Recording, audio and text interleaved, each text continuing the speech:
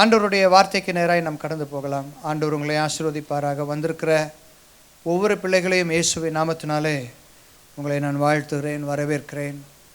செய்தியின் வாயிலாக உங்களை சந்திப்பதில் மிகுந்த சந்தோஷம். அல்லேலூயா.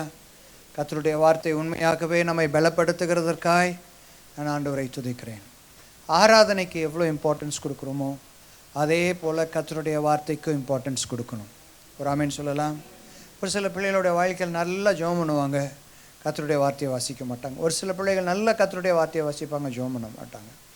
அப்படி இல்லாமல் எல்லாவற்றுக்கும் ஸ்தோத்திரம் நாம் என்ன பண்ணணும், முக்கியத்துவம் தருகிற பிள்ளைகளாய் மாற ஆண்டவர் நமக்கு கிருபை தருவாராக. விசேஷமாக எபேசியர் 6ஆம் அதிகாரம் அந்த அதிகாரத்திலிருந்து தொடர்ந்து கர்த்தருடைய வார்த்தையை நாம் தியானிச்சுட்டு வந்துட்டுருக்கோம். போன வாரம் 17ஆம் வசனத்தை தியானித்தோம்.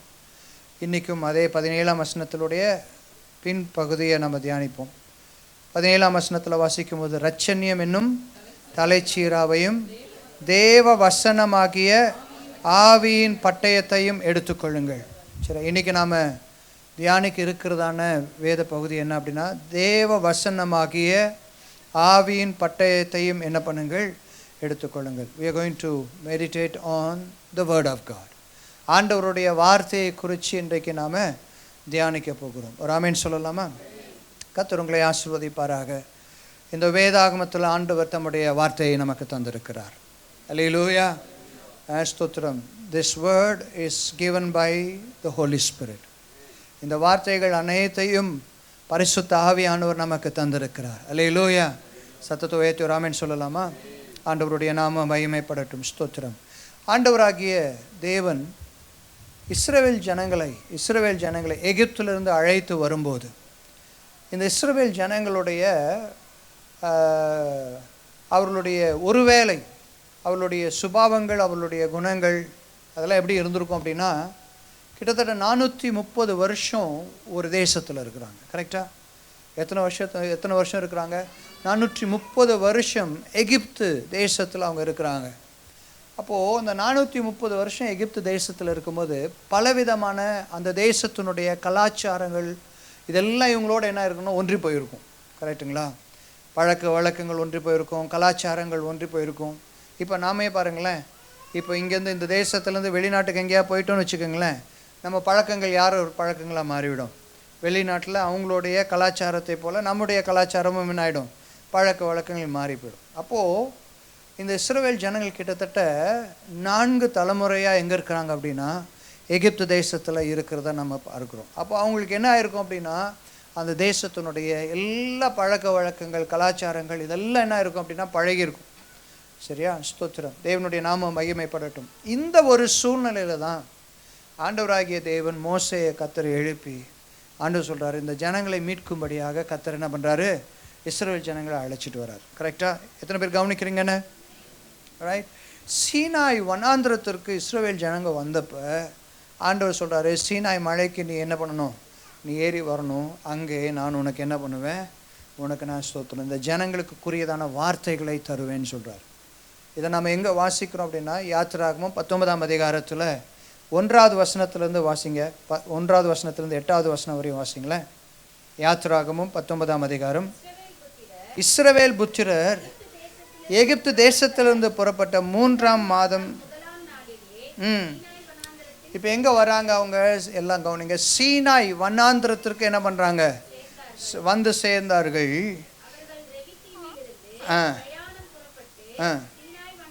சீனாய் வனாந்திரத்தில் சேர்ந்து அந்த வனாந்திரத்தில் பாளையம் இறங்கினார்கள் அப்படின்னா புதுசாக வந்திருக்காங்க, அவங்களுக்கும் புரியணும்.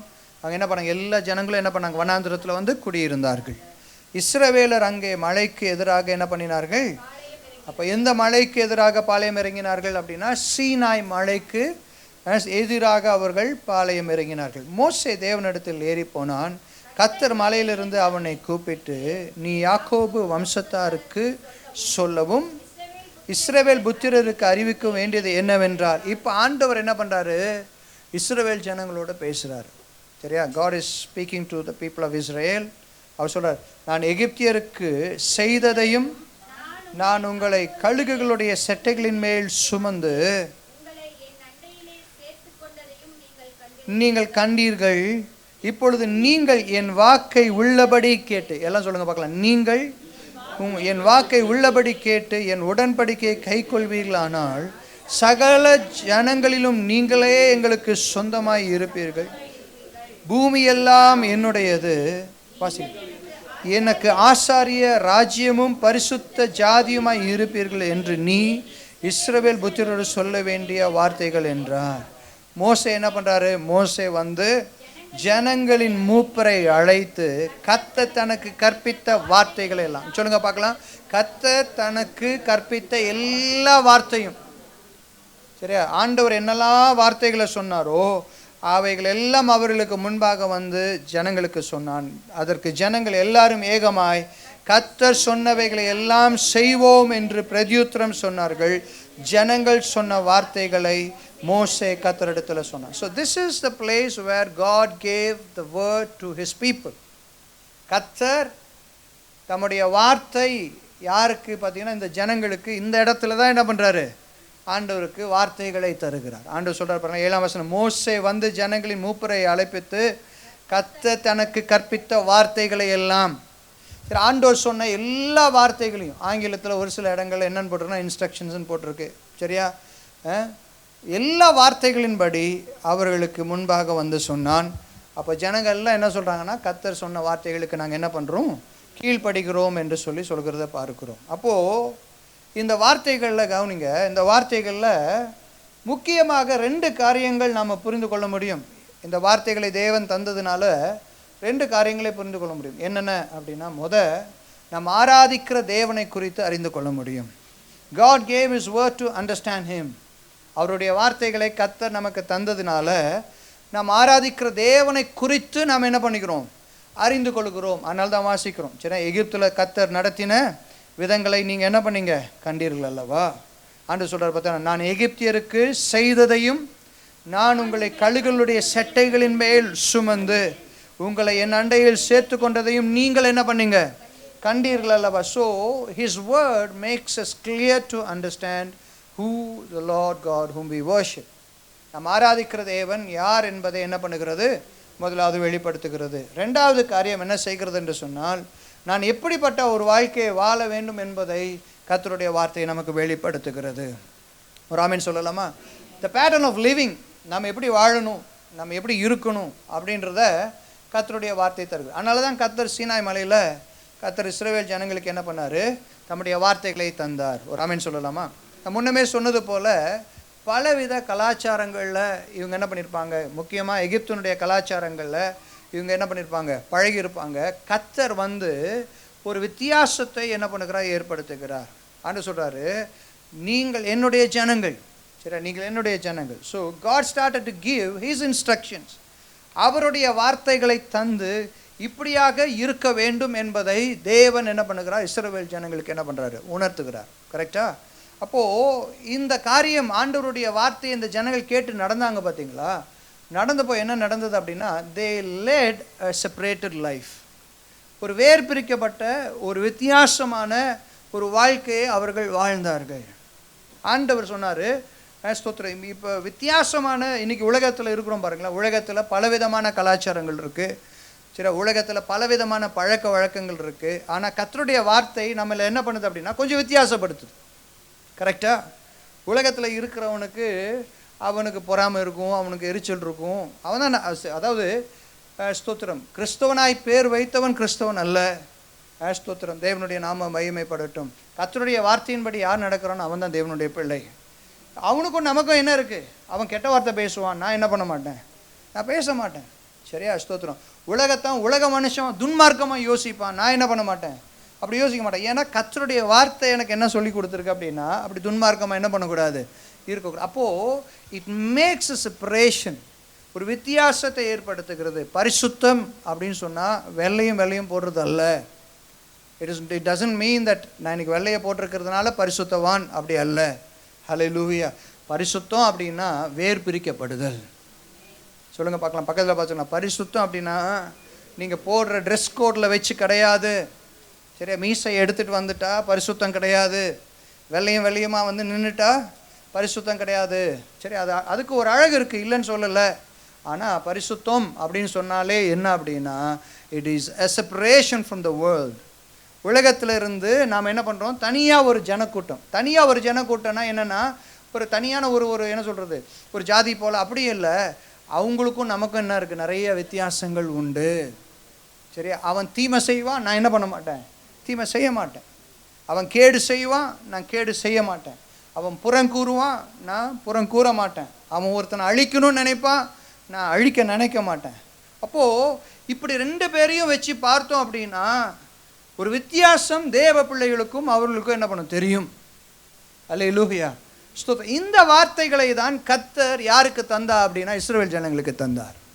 அல்லேலூயா. நிறைய விஷயங்களை ஆண்டவர் தரார். சரியா? நடத்தையில் எப்படி இருக்கணும்னு சொல்கிறாரு, நம்ம சாப்பிட்றதான சாப்பாடு எப்படி இருக்கணும்னு சொல்கிறாரு. எல்லாத்துலேயுமே ஒரு வித்தியாசத்தை ஏற்படுத்தி காட்டு அப்படின்னு சொல்கிறார். It is all to show that he is holy and that அவரை போல நாமும் எப்படியாக இருக்கிறோம், பரிசுத்தமாக இருக்கிறோம். அவர் வேர்பிரிக்கப்பட்டவராக இருக்கிறது போல, அவர் வித்தியாசமானவராக இருக்கிறது போல நாமும் என்னவாக இருக்கிறோம், அவ்வித்தியாசமுள்ள ஜனங்களாக இருக்கிறோம். ஒரு ஆமென் சொல்லலாமா? ஆனால் இன்றைக்கி சர்ச்சில் ஸோ சேட் டு சே, இன்றைக்கி எப்படி இருக்குது அப்படின்னா, கடந்த நாட்களில் நான் ஒரு வீடியோ உங்களுக்கெல்லாம் அனுப்பினேன். எத்தனை பேர் பார்த்தீங்கன்னு தெரில. ஒரு சிலர்லாம் வாட்ஸ்அப் குரூப் ஓப்பன் பண்ணுவீங்க, ஒரு சிலர் வாட்ஸ்அப் குரூப் ஓப்பன் பண்ணுறதே கிடையாது. ஸ்தோத்திரம். ஹல்லேலூயா. நல்லா கவனிங்களேன். எனக்கு ரொம்ப ஷாக்கிங்காக இருந்தது, ரொம்ப பெயின்ஃபுல்லாக இருந்தது. சரியா? என்ன பாட்டு அது? ஒருத்தர் ஆராதனை நடத்துகிறார். என்ன ஆராதனை, என்ன பாட்டில்? சினிமா பாட்டில் யாருடைய இதெல்லாம் போட்டு, ஆண்டவருடைய வார்த்தைகளெல்லாம் போட்டு, கண்ணான என்ன கண்ணால் பாருங்க, யாருமே பாருங்களேன் சினிமா பார்க்குறதே இல்லை பாருங்களேன். கண்ணான கண்ணே. சரியா? அந்த பாட்டுக்கு இவர் என்ன பண்ணியிருக்கிறாரு? சரியா? ஆராதனை நடக்குது.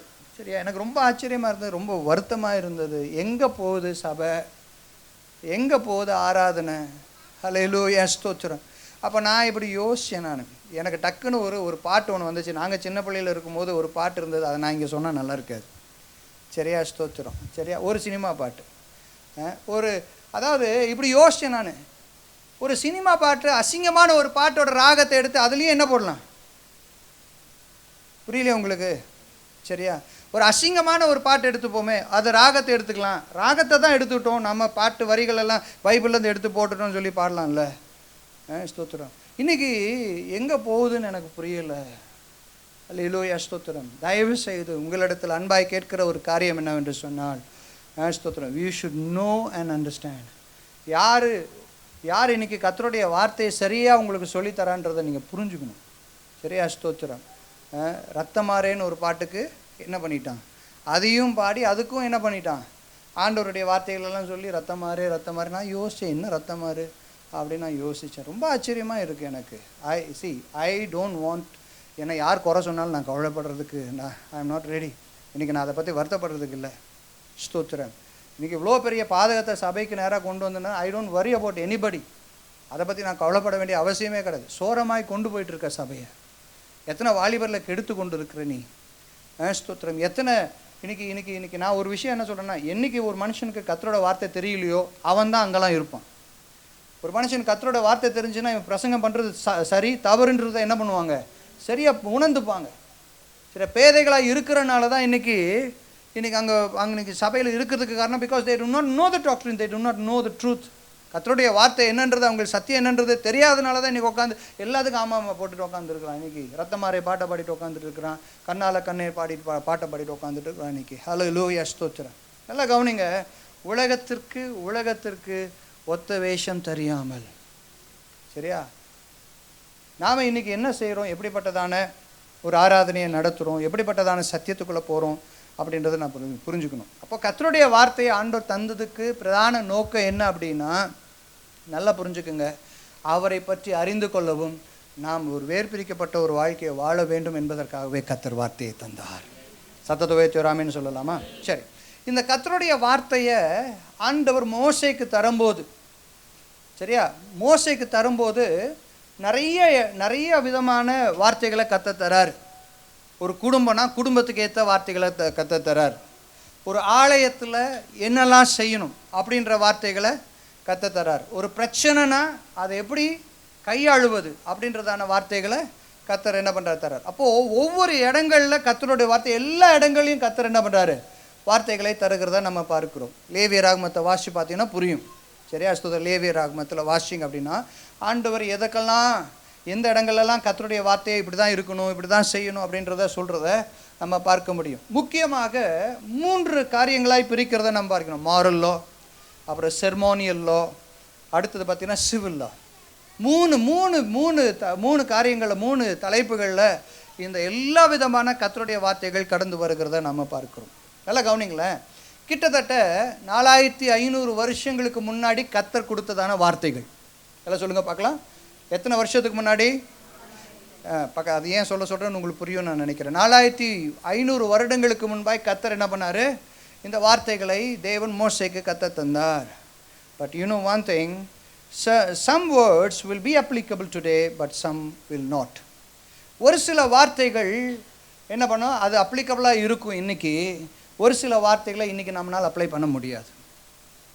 புரியுது அவங்களுக்கு? ஒரு சில வார்த்தைகளை நம்ம என்ன பண்ண முடியும், ஆண்டவர் 4500 வருஷத்துக்கு முன்னாடி கர்த்தர் வார்த்தையை கொடுத்தார்ல, அன்றைக்கி இருந்த காலங்கள் வேறு, இன்றைக்கி இருக்கிற காலங்கள் வேறு.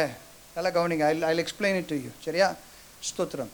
அப்போது அன்றைக்கி இருந்த காலங்களில் கர்த்தர் சொன்ன வார்த்தைகளை ஒரு சிலதை என்ன பண்ண முடியாது, இன்றைக்கி நம்ம என்ன பண்ண முடியாது, இன்றைக்கி கடைப்பிடிக்க முடியாது. ஃபார் எக்ஸாம்பிள், உதாரணத்துக்கு ஒரு காரியத்தை சொல்கிறேன். சரி, இந்த மாரல் லா இருக்குது பார்த்தீங்களா, இந்த மாரல் லாவில் என்னெல்லாம் இருக்கும் அப்படின்னா ஜஸ்டிஸ் இருக்கும், நீதி இருக்கும். சரியா? இந்த மாரல் லாவில் என்ன இருக்குன்னா ரெஸ்பெக்ட் இருக்கணும், ஒருத்தருக்கு என்ன இருக்கணும், கனம், அது இருக்கும். இந்த மாரல் லாவில் இன்னும் என்ன இருக்குன்னா ஸ்தோத்திரம், பாலியல் சம்பந்தமான காரியங்கள். சரியா? தவறான ஒரு உறவு இருக்கக்கூடாது, யார் கூட யார் எப்படிப்பட்டதான உறவு இருக்கணும் அப்படின்றதான காரியங்களை இந்த அழகாக என்ன பண்ணியிருப்பார் என்று சொன்னால் ஆண்டவர் அழகாக என்ன பண்ணுவார், சொல்லி கொடுத்துருப்பார்.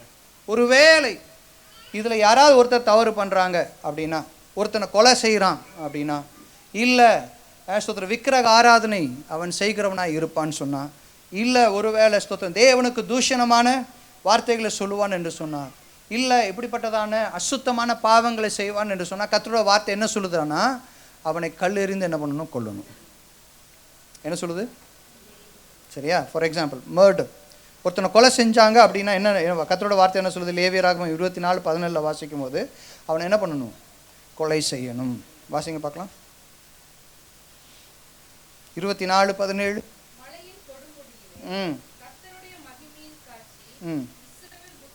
லேவியராகமம் 24:7. ஒரு மனிதனை கொல்லுகிறவன் எவனோ. இப்போ கொஞ்சம் கவனிச்சு பாருங்களேன். இப்போ ஆண்டவருடைய வார்த்தை என்ன சொல்லுது? புரியுதா உங்களுக்கு? சரி, விட்டுருவோம். கொலைக்கு அந்த அளவுக்கு நாம் என்ன பண்ண மாட்டோம், போக மாட்டோம். அடுத்தது வருவோம். சரியா? உபாகமம் 17 2, 3, 4 2லேருந்து 5 வசனங்களை வாசிங்களேன். உபாகமம் 17ஆம் அதிகாரம் 2லேருந்து 3, 4, 5.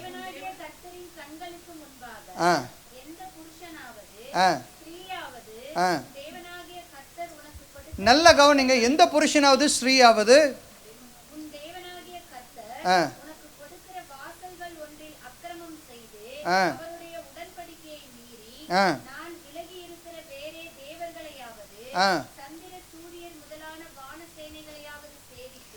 சந்திரனையாவது சூரியனாவது வானத்தின் சேனைகளாவது எதையாவது நீங்கள் சேவித்தால் காணப்பட்டால் வாசிங்க.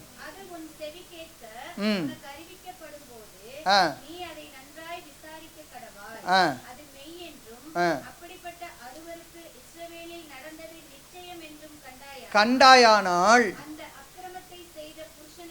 புருஷனையாவது ஸ்திரீயையாவது கொண்டு போய் என்ன பண்ணணும்?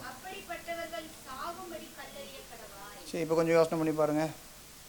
ஒருவேளை யாராவது விக்கிரக ஆராதனை பண்ணால் கர்த்தருடைய வார்த்தையின்படி என்ன பண்ணணும்? இப்போ நம்ம செஞ்சால் என்ன ஆகும்? புரியுதா உங்களுக்கு? இப்போ கல்லெறிஞ்சால் நம்மளை கொண்டு போய் எங்கே வச்சுடுவாங்க? உள்ளே வச்சுடுவாங்க. புரியுதா? அல்லேலூயா, ஸ்தோத்திரம். So certain words are applicable, certain words are not applicable. ஒரு சில வார்த்தைகளை நம்ம நேராக என்ன பண்ண புரிஞ்சுக்க முடியும், ஒரு சிலதை நம்ம என்ன பண்ண முடியாது, செய்ய முடியாது. அல்லேலூயா, ஸ்தோத்திரம். சரி, இப்படி ஒன்று சொல்கிறேன் கேளுங்களேன்.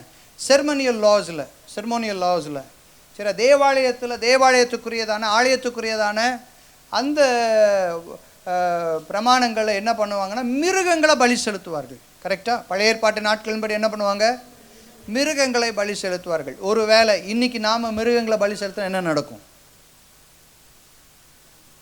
ஒன்றும் சொல்ல மாட்டேன்றீங்க? மிருகங்களை அடுத்த வாரம் எல்லாரும் ஒரு ஆட்டுக்குட்டியை கொண்டு வந்துருங்க, எல்லாரும் ஒரு கிடாரியை கொண்டு வந்துருங்க, எல்லாரும் கொண்டு வந்துருங்க, எல்லாம் சேர்ந்து பலி செலுத்திட்டு இருந்தோம்னா என்ன நடக்கும்? விக்கிரகாராதனை ஓகே, நீங்கள் ஸ்பிரிச்சுவலாக போக வேண்டாம், கொஞ்சம் வேர்லியாக திங்க் பண்ணுவோம். எல்லாரும் இங்கே நின்று நடு ரோட்டில் நின்று பலி செலுத்திட்டு இருக்கோன்னு வச்சுப்போமே, என்ன நடக்கும்னு நினைக்கிறீங்க? போலீஸ் வரும். போலீஸ் வருதோ இல்லையோ, யார் வருவானா? ப்ளூ கிராஸ் வருவான். அப்புறம் பீட்டாவா? பீட்டா தானே? Right, okay. நீங்கள் அது உங்களுக்கு தெரியல பாருங்களேன். ப்ளூ கிராஸ் வருவான். மிருகங்களை என்ன பண்ணுறீங்க? ஆமாம், நீங்கள்லாம் துன்புறுத்துறீங்கன்னு சொல்லி என்ன பண்ணுவான்? நம்மளெல்லாம் கொண்டு போய் உள்ளே வச்சுடுவான். சரியா? இஸ்ரேல் தேசத்தில் இன்றைக்கி தேவாலயம் கிடையாது, ஆனால் ஒரு நாள் நிச்சயமாக தேவாலயம் வரும். அவங்களும் என்ன பண்ணுவாங்க? பலி செலுத்துவாங்க. அவங்க பலி செலுத்துறதுக்கு ஈக்குவலாக என்ன நடக்கும் அப்படின்னா எதிர்ப்புகளும் எழும்பும். புரியுதா உங்களுக்கு? சரி, இருக்கட்டும். இன்னொரு காரியத்தை இன்னும் அழகாக சொல்கிறேன். சரியா? அந்த நாட்களில் ஒரு வாலிப பிள்ளை அல்லது பார்த்தீங்கன்னா பெரியவங்க இந்த மாத விடாயின் காலத்தில் எப்படி இருப்பாங்க அப்படின்னா, பைபிளில் கர்த்தருடைய வார்த்தையின்படி அந்த நாட்கள் 7 நாட்கள் என்ன பண்ணியிருக்கணும்? அவங்க விலகி இருக்கணும். சரியா? ஸ்தோத்திரம். வீட்டுக்குள்ளே வரக்கூடாது. ரைட்டா? உட்கார இடம் தீட்டு, தொடுற இடம் தீட்டு, யாராவது போய் தொட்டா தீட்டு. சரி, இதெல்லாம் பைபிளில் நீங்கள் ஃபாலோ பண்ணுறீங்களா? கேட்குதா உங்களுக்கு? புரியுதா உங்களுக்கு? அல்லேலூயா, ஸ்தோத்திரம். நாம் அப்படி செய்கிறோமா? இல்லை. ஒரு ஊழியர் இப்படி சொன்னார், பெண்கள் கம்யூனியனை என்ன பண்ணக்கூடாது? பெண்கள் கம்யூனியன் என்ன பண்ணக்கூடாது? தொடக்கூடாது. ஆனால் அவங்க சமைச்சு தரதை நம்ம என்ன பண்ணலாம்? சாப்பிட்லாம். புரியுதா உங்களுக்கு? அவங்க சமைச்சு தரதை சாப்பிட்லாம், ஆனால் என்ன பண்ணக்கூடாது? I don't agree to it. Hallelujah. அப்போது அந்த காலங்களில் அந்த ஹைஜீனிக்குன்ற ஒரு விஷயம் வந்து ஒரு பெரிய ஒரு மேட்டராக இருந்தது. ஆனால் இன்றைக்கி அப்படி கிடையாது. இன்றைக்கி இந்த ஏகப்பட்ட விதத்தில் என்ன இருக்குது? ஒரு ஹைஜீனாக ஒரு பெண் இருக்கக்கூடியதான எல்லா வாய்ப்புகளும் வந்துடுச்சு. சரியா? ஸ்தோத்திரம். இன்றைக்கி யாரையாவது நம்ம வாலிப பிள்ளைகளை, நான் எனக்கு ஒரு பொட்ட பிள்ளை இருக்கா, அவளுடைய அந்த நேரத்தில் நான் கொண்டு போய் நீ இப்படி தான் இருக்கணும், பைபிள் இப்படி தான் சொல்லியிருக்கு அப்படின்னு சொல்லி ரூமுக்கு வெளியே உட்கார வச்சு 7 நாள் நீ இங்கே தான் இருக்கணும், வரக்கூடாது, கர்த்தருடைய வார்த்தை இப்படி தான் சொல்லுதுன்னு செய்கிறோமா? இல்லை. we are not doing it. இன்றைக்கி நல்லா என்ன, இன்றைக்கி வளர்ந்துருக்குறோம். இன்றைக்கி அநேக காரியங்களை என்ன பண்ணியிருக்கோம்? கற்றுக்கொண்டு இருக்கிறோம். ஹல்லேலூயா, ஸ்தோத்திரம். நல்லா புரியுதா உங்களுக்கு? அப்போது இதில் முக்கியமாக ஒரு விஷயத்தை நான் சொல்ல வர விஷயம் என்ன அப்படின்னா, கர்த்தருடைய வார்த்தையை சரியாய் புரிந்து கொள்ள வேண்டியது அவசியம். எதுக்காக கர்த்தர் இப்படி சொன்னார்? சரியா? அதை சரியாக வியாக்கியானம் பண்ண வேண்டியதும் நம்ம பழகி கொள்ள வேண்டும்.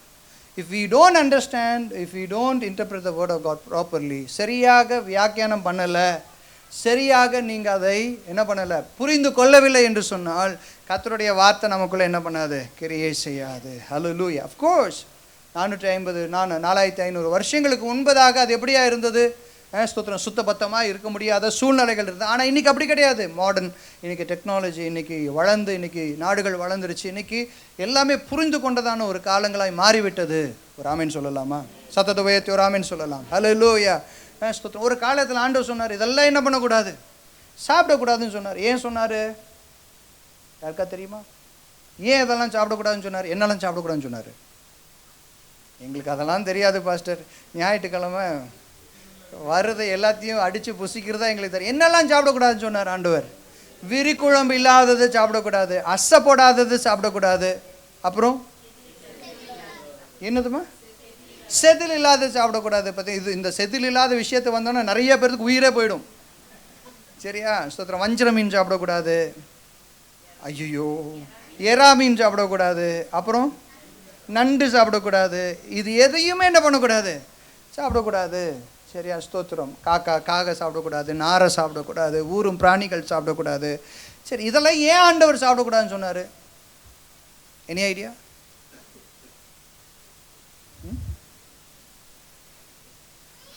நீங்கள் யோசனை பண்ணி பார்த்துருக்கீங்களா? சரி, உங்களுக்கு புரியுற மாதிரி சொன்னால் புரியும். பன்னி எங்கே மேயும்? புரியுதா உங்களுக்கு? அப்போ பன்னி என்ன பண்ணுது அப்படின்னா, இந்த பூமியை சுத்தப்படுத்தக்கூடிய அருவருப்பான காரியங்களெல்லாம் உண்ணு, அதை சுத்தப்படுத்த. த ஹையஸ்ட் பேரசைட் எந்த மிருகத்தோட இறைச்சியில் இருக்குது அப்படின்னா பன்றியோட இறைச்சியில்.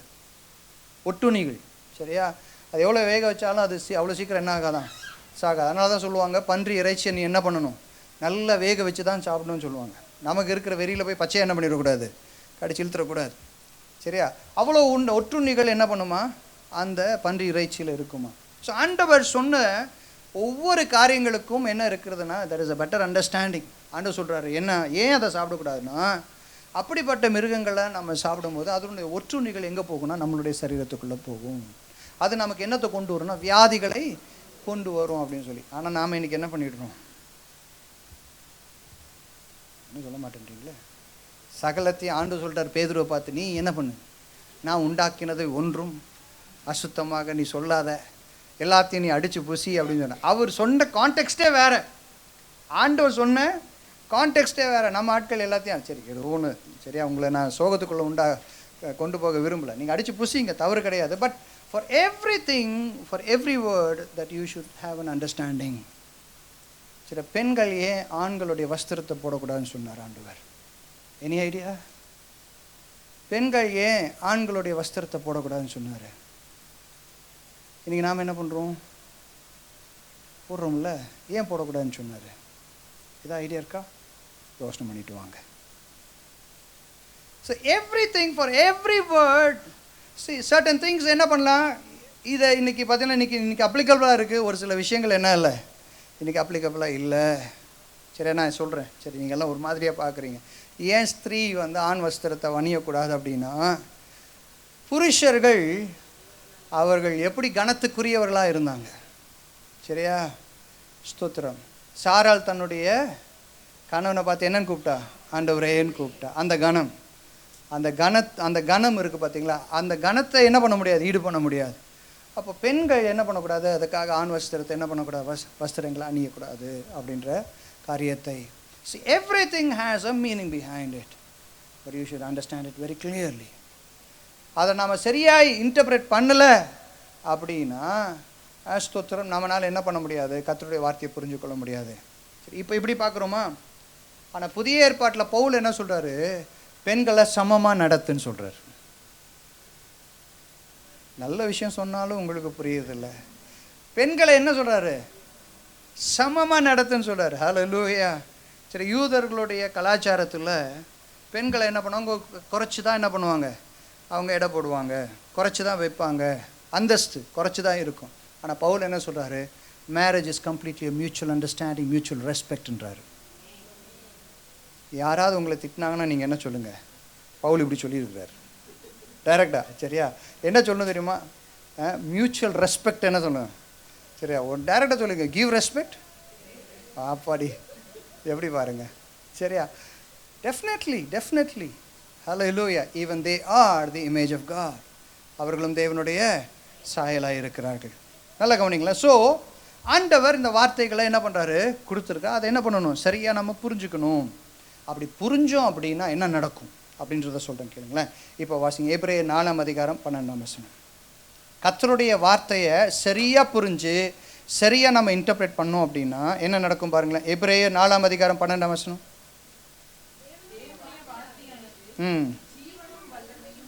நல்ல கவனிங்க. தேவனுடைய வார்த்தையானது ஜீவனும் வல்லமையுள்ளதாயும் இருபுறமும் கருக்குள்ள பட்டயமும், கருக்குள்ள எந்த பட்டயத்திலும் கருக்கானதாயும், ஆத்துமாவையும் ஆவியையும் கணுக்களையும் ஊனையும் பிரிக்கத்தக்க உருவ குத்துகிறதாயும், இருதயத்தின் நினைவுகளையும் யோசனைகளையும் வகையறுக்கிறதாயும் இருக்கிறது. அப்போ கர்த்தருடைய வார்த்தை ஒரு மனுஷனுடைய வாழ்க்கையில் வரும் அப்படின்னா என்ன நடக்கும் அப்படின்னா, நமக்குள்ள கிரியை செய்யும். It's very important. When you understand the word properly, when you start to interpret the word properly, சரியாக நீங்கள் அதை வியாக்கியானம் செய்வீங்க, சரியாக அதை புரிய ஆரம்பிச்சிங்கன்னா எங்கே என்ன நடக்கும் அப்படின்னா நமக்குள்ளே கிரியை செய்யும். பக்கத்தில் பார்த்து சொல்லுங்களேன், கர்த்தருடைய வார்த்தை நமக்குள்ளே கிரியை செய்யும். அல்லேலூயா. தேவனுடைய நாம மகிமைப்படும். ரொம்ப அழகான வசனம். அதனால் வசனம் அழகாக எழுதியிருக்கிறாரு. கர்த்தருடைய வார்த்தை ரொம்ப அழகாக சொல்லுது. தேவனுடைய வார்த்தை எப்படி இருக்குது, ஜீவனும், சொல்லுங்க பார்க்கலாம், எல்லாம் சொல்லுங்க, ஜீவனும் வல்லமை உள்ளது. It's a living word. சரியா? கர்த்தருடைய வார்த்தை. நீங்கள் பருவதங்களெல்லாம் என் மேலே விழுன்னு சொல்லி நான் போய் மறைவாக உட்காந்துருந்தாலும் தேவரீர் நீர் என்ன பண்ணுறீர்? அங்கேயும் இருக்கிறீர். சரியா? உமக்கு மறைவாய் நான் என்ன பண்ணுவேன்? எங்கே ஓடுவேன்னு சொல்கிறான் சங்கீதக்காரன். எங்கேயும் ஓட முடியாது. எங்கே போனாலும் கர்த்தருடைய வார்த்தை உங்கள் கூடவே வரும். அல்லேலூயா. சத்தத்தை உயர்த்தி ஒரு ஆமென் சொல்லலாமா? ரகசியமாக இருந்து ஏதாவது பாவம் பண்ணாலும் அங்கே என்ன பண்ணும்? கர்த்தருடைய வார்த்தை வந்து நிற்கும். அல்லேலூயா, ஸ்தோத்திரம். யாருக்கும் தெரியாத ஒரு காரியத்தை செஞ்சாலும் கர்த்தருடைய வார்த்தை என்ன பண்ணும்? அங்கே வந்து நிற்கும். பாருங்க எப்படின்னா, இந்த நல்ல கவனிங்களேன், இருபுறம் கருக்குள்ள எந்த பட்டயத்திலும் கருக்கானதையும் ஆத்துமாவையும் ஆவியையும். நீங்கள் சொல்லுங்க பார்க்கலாம். இந்த ஆத்துமாவையும் ஆவியும் பிரிக்க முடியாது. சொல்லுங்களேன். இந்த ஆத்துமாவையும் ஆவியும் பிரிக்க முடியாது. கணுக்களையும் ஊனையும் என்ன பண்ணாது? பிரிக்க முடியாது. நினைவுகளையும் யோசனையும் அது ஏதாவது பிரிக்க முடியுமா? உங்கள் நினைவையும் உங்கள் யோசனையும் பிரிக்க முடியுமா? பிரிக்க முடியாது. ஆனால் வசனம் என்ன சொல்லுதுன்னா, இதையும் நான் என்ன பண்ணுவேன்? கர்த்தருடைய வார்த்தை பிரிச்சிடும். அதனால தான் வாசிக்கிறோம் எப்படின்னா, இருபுறம் கருக்குள்ள பட்டயம். இருபுறம் கருக்குள்ள பட்டயம். அல்லேலூயா. அதனால தான் பவுல் சொல்கிறார், ஆவிக்குரிய பட்டயமாகிய கர்த்தருடைய தேவனுடைய வார்த்தை என்ன பண்ணுங்க? தேவனுடைய வார்த்தை ஒரு மனுஷனுடைய இருதயத்தில் கிரியை செய்ய வல்லமை உள்ளது. அல்லேலூயா, ஸ்தோத்திரம். ஒரு மனுஷன் கர்த்தருடைய வார்த்தையை சரியாக வாசிக்க ஆரம்பித்தான் அப்படின்னா இம்பேக்ட் எங்கே நடக்கும் தெரியுங்களா? எங்கே நடக்கும் தெரியுங்களா? எனக்குள்ளே நடக்கும். தேவ பிள்ளைகள் கர்த்தருடைய வார்த்தையை எடுத்து வாசித்தாங்க அப்படின்னா கிரியை எங்கே நடக்கும் தெரியுமா? நமக்குள்ளே தான் நடக்கும். ஸ்தோத்திரம். நம்முடைய ஊனுக்குள்ளே, நம்மளுடைய எலும்புகளுக்குள்ள, நம்மளுடைய நினைவுகளுக்குள்ள, நம்மளுடைய யோசனைகளுக்குள்ள அது என்ன பண்ணுமா? கிரியை செய்யக்கூடிய வல்லமை உள்ளது. ஹல்லேலூயா, ஸ்தோத்திரம். கர்த்தருடைய வார்த்தை இஸ் வெரி இம்பார்ட்டன்ட். சொல்லுங்க பார்க்கலாம். தேவனுடைய வார்த்தை மிகவும் மிகவும் மிகவும் இட் இஸ் வெரி இம்பார்ட்டன்ட். 2 தீமோத்தேயு 3ஆம் அதிகாரம் 16ஆம் வசனத்தில் வாசிக்கும் போது வாசிங்களா. 2 தீமோத்தேயு 3ஆம் அதிகாரம் 16ஆம் வசனம் வேகமா. வேத வாக்கியங்கள் எல்லாம் தேவ ஆவியினால் என்ன பண்ண இருக்கிறது? அருளப்பட்டிருக்கிறது. தேவனுடைய மனுஷன் தேறினவனாகவும்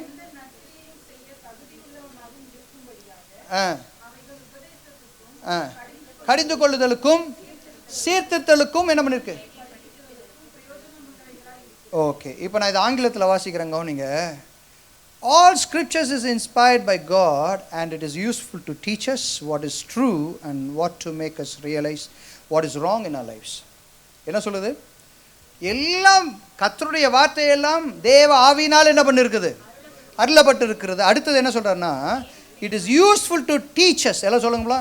கர்த்தருடைய வார்த்தை நமக்கு என்ன பண்ணுகிறது? It is useful to teach us what is true, எது சரியானது, and to make us realize what is wrong in our lives, எது தவறு என்பதை என்ன பண்ணுகிறது? உணர்த்தக்கூடியது கர்த்தருடைய வார்த்தை. பக்கத்தில் பார்த்து சொல்லுங்க, எது சரி எது தவறு என்பதை உணர்த்தக்கூடிய வல்லமை எதுக்கு இருக்குதுன்னா கர்த்தருடைய வார்த்தைக்கு இருக்கு. நான் இப்படி சொல்கிறேன் கவனிங்களேன். ஒருவேளை கர்த்தருடைய வார்த்தை என் வாழ்க்கையில் இல்லைன்னா நான் பேலியாளின் பிள்ளையாக இருந்திருப்பேன். கரெக்டா? ஒருவேளை கர்த்தருடைய வார்த்தை எனக்குள்ளே வராமல் இருந்திருந்தா சோரமாய் போன ஸ்திரீயினுடைய பிள்ளையை போல நான் இருந்திருப்பேன். அல்லேலூயா. எத்தனை பேர் கரங்களை உயர்த்தி சொல்கிறீங்க, கர்த்தருடைய வார்த்தை எங்களுக்குள்ளே இருக்கிறதுக்காய் நன்றி. அல்லேலூயா. என்னை கடிந்து கொள்ளுகிறது, எனக்கு கற்றுத்தருகிறது, எனக்கு உணர்த்துகிறது. கர்த்தருடைய வார்த்தை என்னை சரிப்படுத்துகிறது. ரொம்ப அழகாக இருக்குது பாருங்களேன். ஸ்தோத்திரம். certain டைம்ஸ் நம்ம படிக்கும் போது நிறுத்தி புரிஞ்சு படிக்கும் போது ரொம்ப பிளெஸ்ஸிங் அது. ஸோ இட் டீச்சஸ் அஸ் எது சத்தியம், வாட் இஸ் ட்ரூ, எது உண்மை என்பதை நமக்கு சொல்லுகிறது, எது தவறு என்பதை நமக்கு உணர்த்துகிறது. அடுத்த பகுதி பாருங்களேன். It corrects us when we are wrong and teaches us to do what is right. அடுத்தது என்ன பண்ணுதா? நம்மளை என்ன பண்ணுதா? சரிப்படுத்துகிறது. கர்த்தருடைய வார்த்தை நமக்கு சரிப்படுத்தி எங்கே தவறு பண்ணும், எது சரியானது, என்ன செய்யணும் அப்படின்றத என்ன பண்ணுது? சொல்லுகிறது. கடைசியாக என்ன சொல்ல 17ஆம் வசனத்தில், God uses it to prepare and equip his people to do every good work. சரியா? It prepares and equips us to do every good work. ஒவ்வொரு நற்காரியங்களை செய்வதற்கு அது என்ன பண்ணுது?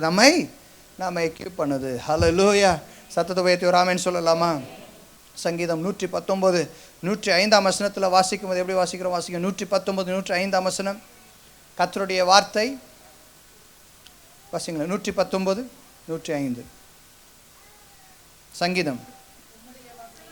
உம்முடைய வசனம் என்னுடைய கால்களுக்கு தீபமும் என் பாதைக்கு வெளிச்சமா இருக்கு. எல்லாம் சொல்லுங்க பார்க்கலாம். உம்முடைய வசனம் என்னுடைய பாதைக்கு தீபமும் என் பாதைக்கு எப்படியா இருக்கிறது? வெளிச்சமாய் இருக்கிறது. அல்லேலூயா. ஸ்தோத்திரம். தயவு செய்து தூங்காதீங்க. ஸ்தோத்திரம். மற்ற ஊழியர்கள் மாதிரி எனக்கு எல்லாரையும் சிரிக்க வச்சு பிரசங்கிக்கிற அபிஷேகம் எனக்கு கிடையாது. நானும் ஏதாவது காமெடி அடிப்பேன், யாரும் சிரிக்க மாட்டாங்க. அதனால் காமெடி அடிக்கிறதை நிறுத்திட்டேன். புரியுதா உங்களுக்கு? நான் ட்ரை பண்ணியிருக்கிறேன். சரி, இப்படியெல்லாம் சொல்லி கொஞ்சம் ஜனங்களை கொஞ்சம் முழிக்க வச்சு அது பிரசங்கம் பண்ணிடலாம் அப்படின்னு ஏதாவது ஜோக் சொல்லுவேன். எல்லாம் என்ன உருன்னு பார்த்துட்டு இருப்பாங்க. சரி, அதோட சரி நம்ம சொல்கிறது எதுவும் எடுபட மாட்டேங்குதுன்னு சொல்லி அமைதியாகிட்டேன். சரியா? ஸ்தோத்திரம். எனக்கு இப்படி தான் பிரசங்கிக்க தெரியும். சரியா? உங்கள் தலையெழுத்து யார்கிட்ட வந்து மாட்டிக்கிட்டீங்க? சரியா? என்கிட்ட வந்து மாட்டிக்கிட்டீங்க. வேறு வழியே கிடையாது. கண்ணில் எண்ணெயை ஊற்றியாது, தண்ணியை ஊற்றியாது. என்ன பண்ணணும்? உட்காந்து கேட்டு தான் ஆகணும். சத்தியத்தை இவ்வளோதான் எனக்கு பிரசங்கிக்க தெரியும். சரி, கர்த்தருடைய நாமம் மகிமைப்படட்டும். அப்போ நல்லா கவனிங்களேன். கர்த்தருடைய வார்த்தை என் பாதைக்கு எப்படியா இருக்குது? தீபமும் என் பாதைக்கு அது வெளிச்சமாக இருக்குது. ஆண்டவருடைய வார்த்தை இல்லை அப்படின்னா உங்கள் வாழ்க்கை என் வாழ்க்கை இருளாய் மாறிவிடும். என் பாதைக்கு அது வெளிச்சமாக இருக்குதுன்னு சொல்லி அங்கே சங்கீதக்காரன் சொல்லுகிறத நம்ம பார்க்குறோம். அல்லேலூயா. யோவான் 1ஆம் அதிகாரம் 1ஆம் வசனத்தில் வாசிக்கும் போது வாசிங்க. 1 அப்புறம் 14. யோவான் 1ஆம் அதிகாரம். ஆதியில வார்த்தை இருந்தது, அந்த வார்த்தை தேவனிடத்தில் இருந்தது, அந்த வார்த்தை என்னவா இருந்தது? தேவனாய் இருந்தது. நல்ல கவனிங்களா. ஆதியில என்ன இருந்தது? வார்த்தை இருந்தது. அந்த வார்த்தை யாரிடத்தில் இருந்தது? தேவனிடத்தில் இருந்தது. அந்த வார்த்தை என்னவா இருந்தது? தேவனாய் இருந்தது. So word itself is God. அப்போ இந்த வார்த்தை எப்படி அடுத்தது சொல்றாரு? 14ஆம் வசனத்தில் என்ன சொல்றாருன்னா, அந்த வார்த்தை மாம்சமாய் என்ன பண்ணுச்சான்? மாம்சத்தில் வெளிப்பட்டது. நல்ல கவனிங்க. அந்த வார்த்தை மாம்சத்தில் வெளிப்பட்டது. ஹல்லேலூயா. அந்த மாம்சத்தில் வெளிப்பட்டது யாருங்க? கிறிஸ்து. அப்போ அந்த வார்த்தை யாரு? ஆண்டவராகிய இயேசு கிறிஸ்து. சரியா? இந்த வார்த்தை மாம்சத்தில் என்ன பண்ணாரா? வெளிப்பட்டார். நான் இப்படி எழுதியிருக்கிறேன். Hallelujah. If the word would become flesh, இந்த வார்த்தை மாம்சமாய் வெளிப்படும் என்று சொன்னால், likewise the word should reveal through us. எப்படி இந்த வார்த்தை கிறிஸ்துவாய் வெளிப்பட்டது போல இந்த வார்த்தையை நாம் உட்கொள்கிறோம் பாருங்களேன், இந்த வார்த்தையை நம்ம படிக்கிறோம் பாருங்களேன், இந்த வார்த்தை நமக்குள்ள இருந்து என்ன பண்ணும்? வெளிப்பட வேண்டும். That is very important. That is how we can reflect him. அப்படி தான் நம்ம கிறிஸ்துவை வெளிப்படுத்த முடியும். உங்களுக்கு நிறைய சத்தியம் தெரியலாம், ஆனால் வார்த்தை உள்ளே இருந்து அது வெளிப்படலை அப்படின்னா பிரயோஜனம் இல்லை. ஹல்லேலூயா. am I correct? எத்தனை பேர் கரெக்டுன்னு சொல்கிறீங்க? உன் சத்ருவை நேசின்னு வசனம் சொல்லுது.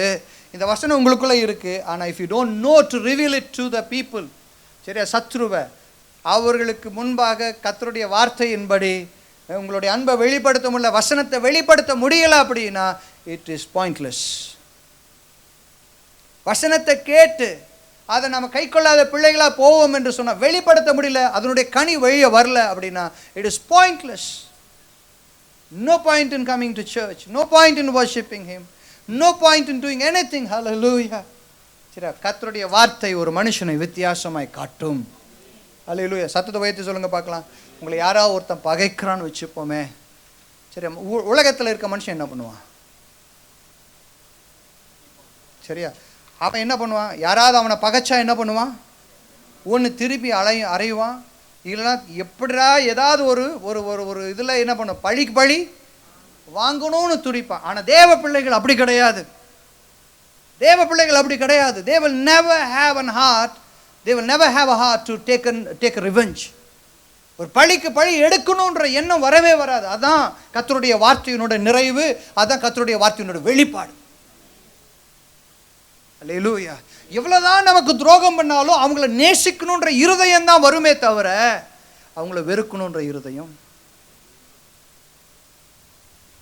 ஹலோ.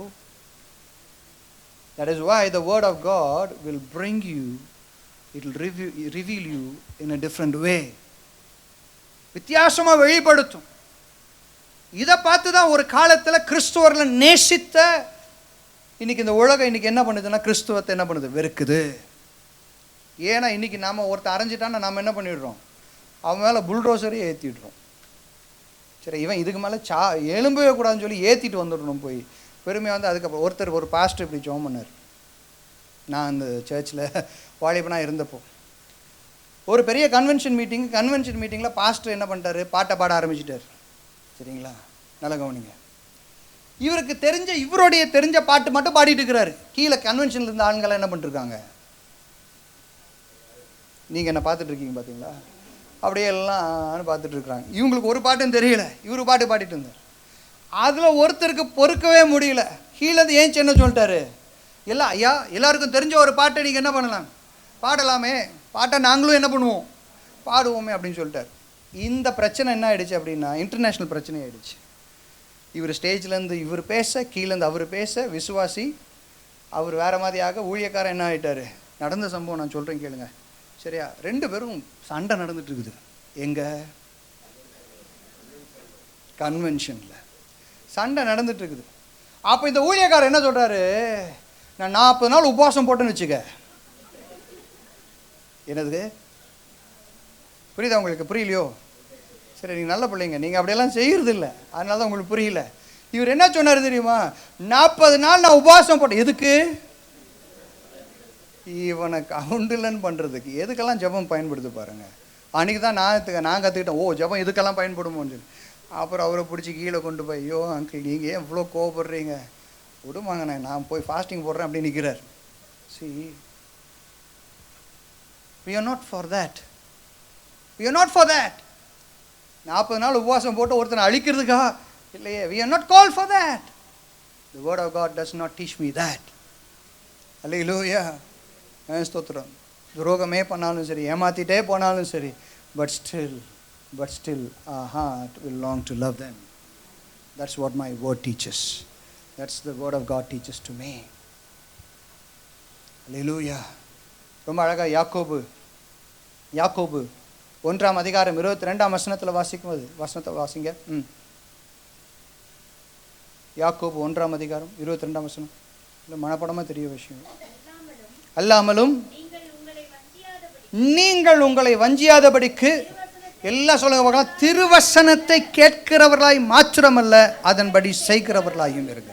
எல்லாம் பக்கத்தில் பார்த்து சொல்லுங்க, ஐயா திருவசனத்தை கேட்கிறவர்களாய் மட்டுமல்லாமல் அதன்படி செய்கிறவர்களாயும் இருங்கள். பக்கத்தில் பார்த்து சொல்லுங்களேன், தூங்குறாங்க அதனால தான் சொல்கிறேன், கொஞ்சம் அப்படி எழுப்பி சொல்லுங்கள். திருவசனத்தை கேட்கிறவர்களாய் மாத்திரமல்ல அதன்படி செய்கிறவர்களாயும் என்ன பண்ணுங்க இருங்க. ஏன் அப்படி செய்ய சொல்கிறோம், ஆண்டவரோட வார்த்தை செய்ய சொல்கிறார் அப்படின்னா, when we கர்த்தருடைய வார்த்தையின்படி நம்ம செய்ய ஆரம்பித்தோம் அப்படின்னா we will reveal him and we will show that we are the ambassadors of Christ. கிறிஸ்துவின் ஸ்தானாதிபதிகளாக நாம் என்ன பண்ண வெளிப்படுத்தப்படுவோம். அல்லேலூயா. கிறிஸ்துவின் ஸ்தானாதிபதிகள், அவரை போல அவரை வெளிப்படுத்துகிறது. அப்போ ஒரு மனுஷனோட வாழ்க்கையில் வார்த்தை வர வர வர இன்னைக்கு நம்முடைய குணங்கள் மாறுது, நம்முடைய செயல்கள் மாறுது, நம்முடைய யோசனை மாறுது. அப்படின்னா அல்டிமேட்டாக யாரை ரிஃப்ளெக்ட் பண்ணும், யாரை வெளிப்படுத்துவேன் அப்படின்னா கிறிஸ்துவை வெளிப்படுத்துவேன். திலகா ரட்சிக்கப்படாத பிள்ளைன்னு வச்சுப்போமே, அவள் என்னை பார்க்குறா, கர்த்தருடைய வார்த்தை என்னுடைய இருதயத்தில் கிரியை செய்து, ஒரு காலத்தில் மோசமான ஆள், இன்றைக்கி சரியாக இருக்கிறேன், இன்றைக்கி வித்தியாசமான ஆளாக இருக்கிறேன். சரி, இன்றைக்கி என் பேச்சில் வித்தியாசம் இருக்குது, என் நடத்தையில் வித்தியாசம் இருக்குது, என் பார்வையில் வித்தியாசம் இருக்குது.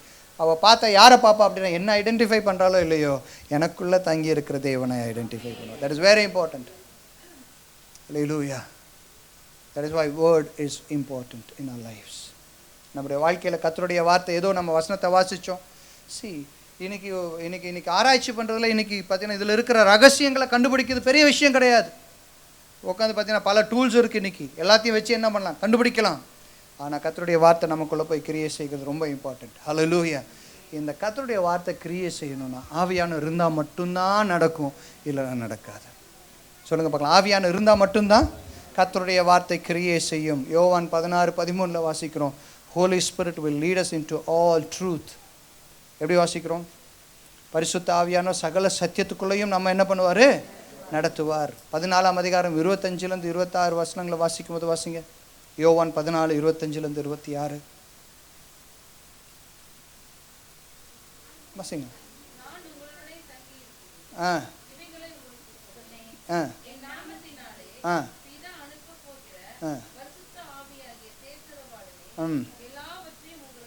எல்லாவற்றையும் உங்களுக்கு என்ன பண்ணுவார்? போதிப்பார். நான் உங்களுக்கு சொன்ன எல்லாவற்றையும் அவர் என்ன பண்ணுவார்? நினைப்பூட்டுவார். அப்போ ஆவியானவர் கவனிங்களா, ஊழியக்காரர் இருந்தாலும் சரி இல்லைனாலும் சரி, ஆவியானவர் எங்கே இருந்தாலும் என்ன பண்ணுவார்?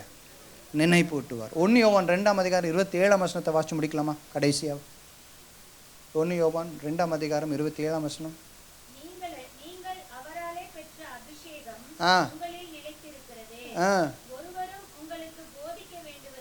எல்லாம் சொல்லுங்கப்பா. ஒருவரும் உங்களுக்கு போதிக்க வேண்டியதில்லையே.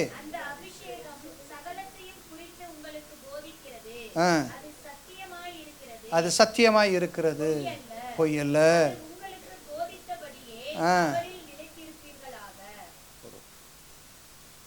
கர்த்தருடைய வார்த்தையை ஒரு மனுஷன் அசட்டை எண்ணக்கூடாது. கர்த்தருடைய வார்த்தையை கேட்கிற பிள்ளைகளை மாறணும். யாக்கோபு 1:22 சொன்னது போல, don't be mere listeners but doers. கேட்கிறவர்களாய் மாத்திரம் அல்ல, செய்கிற பிள்ளைகளாய் மாறணும். அல்லேலூயா. சத்தத்தை உயர்த்தி ஒரு ஆமென் சொல்லலாமா?